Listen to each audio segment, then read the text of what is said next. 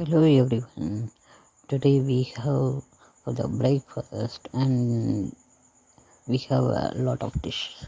That is, the first one is Bagsang fish. This is very tasty.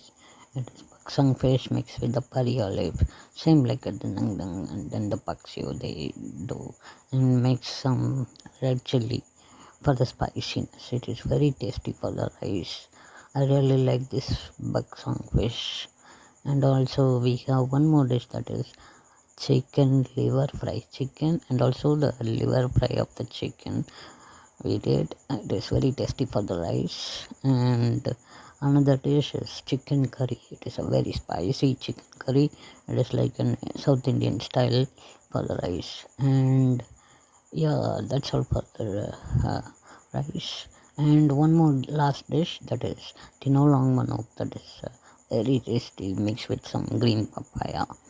uh, it's like a soup, very tasty for the rice.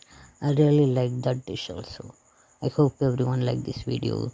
Thank you for watching our video, guys. We will see you on the next video. God bless everyone. Bye.